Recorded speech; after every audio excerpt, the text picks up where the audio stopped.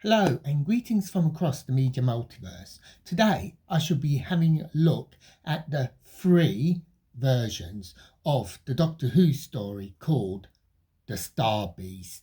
There's the original comic strip from 1980, adapted by Big Finish in 2019, and finally by the TV series in 2023. The question is, out of the three, which is the best version?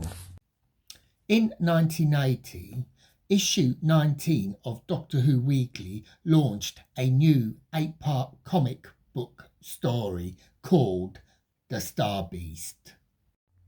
Written by Pat Mills and John Ragnar and drawn by Dave Gibbons, this is the story of Beep the Meep crashing in fictional Black Castle pursued by Ruffy warriors. Big Finish adapted this story with Tom Baker playing the same Doctor as in the comic strip. The comic strip ran for 35 pages, which is 10-15 minutes? Naturally, Big Finish had to enlarge on the premise for a full audio drama. Now, the clever thing about the Big Finish adaptation is that it doesn't add to the overall story. Rather, what it cleverly does is it enlarges the individual panels to draw out the additional dialogue and the surprises contained within. Story-wise, Beep the Meep comes crashing into Black Castle, England, escaping from the Raffi warriors. There, he's befriended by schoolgirl Sharon and her friend, sci-fi geek Fudge. The Doctor, meanwhile, lands on the Raffi warrior spaceship, and there a bomb is surgically implanted into him to be detonated when the Doctor meets Beep.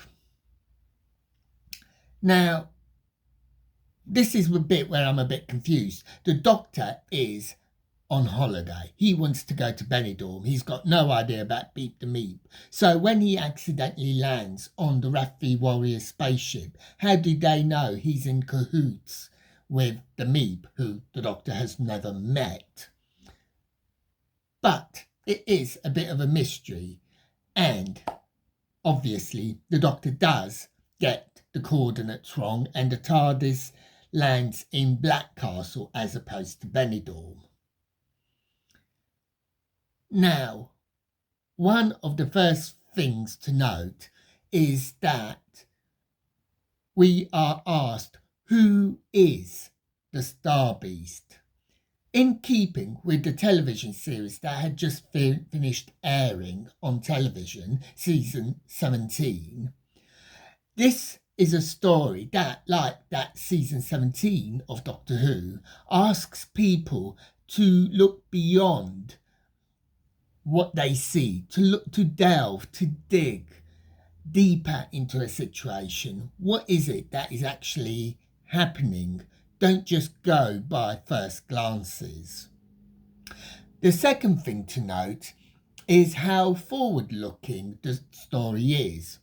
It is set in the everyday world with an everyday family that everyone recognises, similar to Rose and the 21st Century series. I especially loved the Doctor escaping with Beep on a number 5 bus. It was just absolutely brilliant, especially with the conductor wondering if the animal was house trained. And we also get a new companion in Sharon. On TV, we had, by this point, non-human companions such as Romana, and in the following series, we would get Adric and Nissa, but they are all white. However, here in Doctor Who Weekly, Sharon was non-white, and that gave both the story and the overall comic strip a modern, progressive twist that was really welcomed.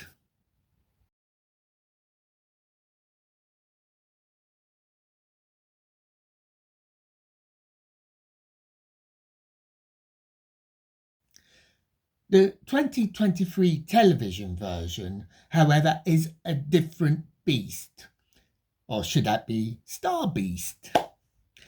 At 60 minutes, this too had to enlarge the 35-page comic story. As well as that, it had to introduce a new 14th Doctor, which was the returning David Tennant, and relaunch the entire TV show once again, as it does with every time that the Doctor regenerates. As such, it probably tells the comic book stories in that 10 to 15 minutes, using the remaining time to set up the new era of Doctor Who. We still get to meet the Ruffy Warriors, the takeover of the local people, the Star Jump. But Fudge is just a cameo. Black Castle is now London. Sharon is former companion Donna, and the family is Donna's.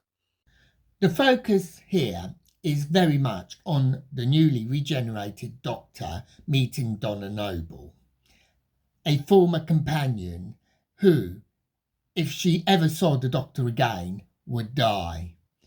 So the question is for the Tennant Doctor is how to stop Donna dying and how to stop the Starbeast. We are also introduced to Unit, which will go on to have a greater role when Ncuti Gatwa takes over. And the TV story has a lot to do, but the action is fast and it is furious. There are loads of funny lines, as you would expect with a writer like Russell T Davies. And the overall look is one that treats the comic source seriously, but it does its own thing. Now, as people who know me know, I am not a huge fan of David Tennant's 10th Doctor. However, Tennant's 14th Doctor shines. Perhaps because he's lost that arrogance and is now a bit more thoughtful, a bit older, I don't know. But I did actually enjoy his performance in The Starbeast.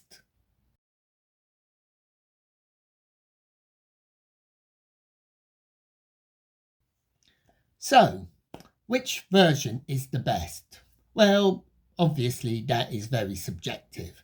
And to be honest, I would say that the version you are going to enjoy is the version that you experienced first.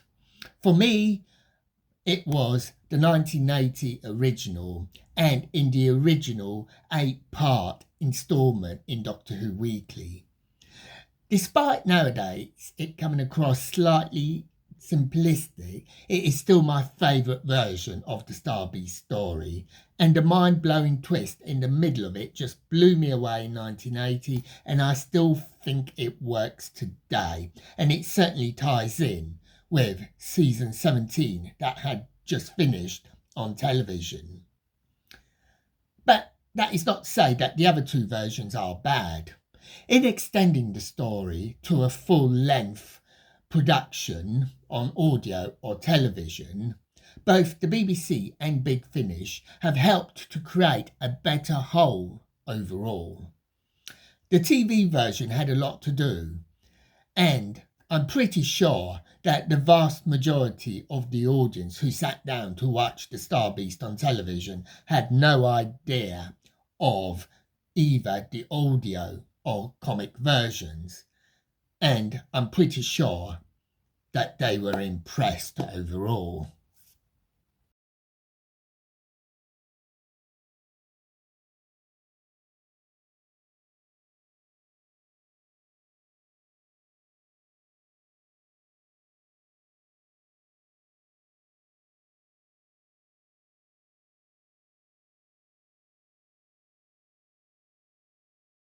Whichever format you found the Starbeast, or will find the Starbeast, I would recommend that you track down this story as it is a cracker. So, have you read, listened, or watched the Starbeast? If so, did you like it? Which version did you go for? Have you experienced a comparison. Which one did you prefer? Grateful for any comments you may have.